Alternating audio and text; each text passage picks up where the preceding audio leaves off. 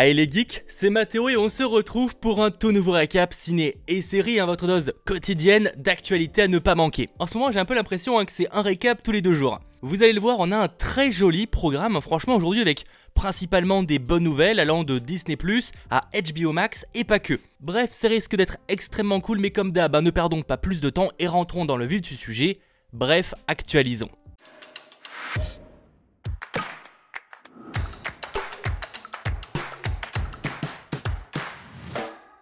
On commence cette vidéo en parlant forcément de Disney+. Et oui, déjà il y a de l'actu à dire, mais surtout c'est vendredi, jour des nouveautés. Et dorénavant, chaque semaine, on se retrouvera en début de récap pour faire le point sur les quelques ajouts au catalogue de Disney+ France. En plus donc des différents nouveaux épisodes de chaque série, ça je ne vais pas y revenir, débarque le docu-série Cosmos, un odyssée à travers l'espace. Une aventure en 13 épisodes qui va nous faire voyager à travers l'espace et le temps, et le tout animé par le célèbre astrophysicien Neil deGrasse Tyson. De ce que j'en ai entendu, il paraît que c'est passionnant. S'ajoute aussi la comédie sortie en 2010, Le journal d'un dégonflé. Ça raconte les aventures de Greg qui va être confronté à quelque chose de très dur, rentré au collège. Sachant pour ceux que ça intéresse qu'il existe 2 suites qui sont elles déjà disponibles. Et pour terminer, s'ajoutent les saisons 11 et 12 de l'incroyable Dr Paul, un programme de National Geographic sur une entreprise familiale de vétérinaires, où l'on suit le quotidien de différents vétérinaires dans un métier pas forcément facile. Voilà, c'est déjà tout pour les nouveautés, faut l'admettre, ce fut rapide. Passons donc aux actualités bien plus riches. On apprenait il y a peu que le film Artemis Falls se passerait d'une sortie cinéma, pour directement donc débarquer sur Disney+. On a maintenant la confirmation d'une date, il sera dispo dès le 12 juin 2020 contre le 27 mai 2020, date où il aurait dû sortir au cinéma. A savoir qu'à moins qu'il s'agisse d'un oubli, le film devrait sortir à cette date uniquement aux États-Unis, Canada, Australie, Pays-Bas, Nouvelle-Zélande, France, Irlande, Royaume-Uni et Italie. Ouais, je sais qu'il y a des pays qui manquent mais ils sont pas listés là. J'espère vraiment qu'il sera bien, les trailers ne m'ont personnellement pas des masses rassurés, surtout les derniers.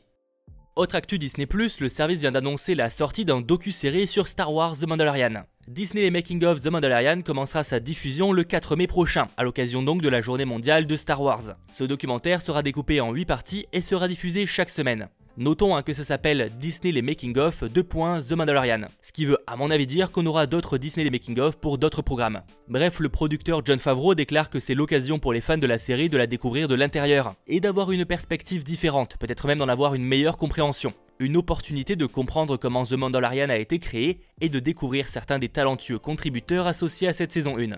A savoir qu'après cette saison, la série The Clone Wars s'achèvera elle aussi le lundi 4 mai, histoire de vraiment fêter la journée en beauté. Côté nouveaux projets, ils sont nombreux, parlons du futur concurrent à Disney+, Netflix, etc., HBO Max. Vous le savez, surtout si vous suivez les récaps, mais J.J. Abrams et sa société Bad Robot ont signé un deal d'exclusivité avec Warner Media, afin donc de produire du contenu, notamment pour la plateforme HBO Max.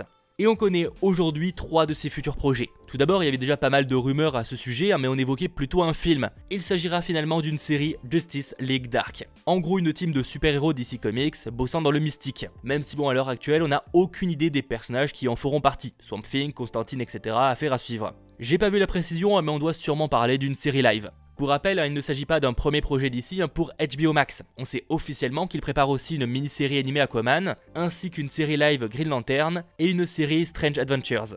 Quant au second projet, il va s'appeler Duster. Ça va se dérouler dans le sud-ouest américain des années 70 et racontera la vie d'un chauffeur d'évasion courageux pour un syndicat du crime en pleine croissance. Et pour terminer, ça c'est très intéressant, la 3e série sera Overlook, un spin-off préquel à The Shining de Stephen King. Ça va explorer les histoires les plus terrifiantes de l'hôtel hanté le plus célèbre de la fiction américaine. Un peu dans la lignée de Castle Rock, ce drame sera découpé en 10 parties. Anecdote, en 2014, le studio voulait déjà en faire un film, mais au final ils ont plutôt opté pour une suite avec Dr Sleep. HBO Max sort aux États-Unis en 2020 et devrait ensuite petit à petit s'étendre sur les autres régions du monde. Nous en France, OCS est sous contrat avec HBO jusqu'à fin 2021. Autre style, Collider révèle qu'Universal et Amasia Entertainment se sont associés pour développer un nouveau film basé sur les personnages de The Green Hornet et Kato. Ils sont tous les deux tirés à la base d'une émission radio qui a ensuite été adaptée en série et plus récemment en film. Celui notamment de Michel Gondry qui n'a pas convaincu la majorité du public. Quoi qu'il en soit, là on parle donc d'une toute nouvelle version et non d'une suite. À la production on retrouvera Bradley Gallo, mais aussi Michael Elfant qui a d'ailleurs été président de Marvel Studios de 2005 à 2007. Et pour ceux qui ne le sauraient pas, The Green Hornet est un super-héros luttant contre le crime avec un masque. Pas plus d'infos pour le moment. Côté actu beaucoup plus en vrac, on apprenait tout récemment sa date de diffusion. Entertainment Weekly nous révèle aujourd'hui que Enver Jovac, je sais pas du tout comment ça se prononce, j'ai du mal, va reprendre son rôle de Daniel Sousa qu'il avait dans la série Agent Carter, mais cette fois dans la saison 7 de la série Agent of Shield. Je peux aussi vous dire sinon que pour l'instant, le projet de tourner la série Marvel Moon Knight à partir du 16 novembre 2020 et étaler ça possiblement pendant 26 semaines. A savoir que cela pourrait bouger étant donné les conditions et de possiblement décalage. Si on en croit un récent rapport de Disney+ France, ce show serait prévu pour l'instant pour 2022. Pour en finir avec Marvel, il a été confirmé que les équipes en charge de l'animation de la série What If continuent à travailler à distance dessus, et devraient donc pouvoir respecter la date de sortie. Même si bon perso, je miserais plutôt sur un décalage de tout le calendrier des séries, mais ça, affaire à suivre. Et il semblerait aussi, ça n'a rien à voir, que l'on connaisse les premiers noms à possiblement rejoindre Diego Luna dans la série sur Cassian Andor, préquelle à Star Wars Rogue One. Selon Variety, Stellan Skarsgård et Kyle Soller seraient en pourparlers, donc encore rien de signé, pour rejoindre les équipes. Le tournage devrait avoir lieu cette année pour une sortie en 2021. D'ailleurs, il s'agira du seul programme Star Wars que l'on devrait avoir en 2021. Côté trailer, anciennement appelé Fonzo, le réalisateur Josh Trank a dévoilé un premier trailer pour le biopic qui se fait appeler maintenant Capone, et qui va retracer la vie du célèbre gangster américain incarné là par Tom Hardy. L'acteur est méconnaissable. Sa sortie est prévue le 12 mai prochain en VOD aux États-Unis. Pas de date française pour l'instant. On a aussi eu le droit à un premier trailer pour la nouvelle série Perry Mason, inspirée d'un roman, mais aussi d'une vieille série des années 50. Ce sera diffusé sur HBO aux US et sur OCS en France, et ce visuel donne assez envie. Le personnage sera campé par Matthew Rhyn, qui a remplacé Robert Downey Jr. étant trop occupé par son planning. Il en reste pour autant producteur, et on y suit un jeune avocat dans un Los Angeles des années 30.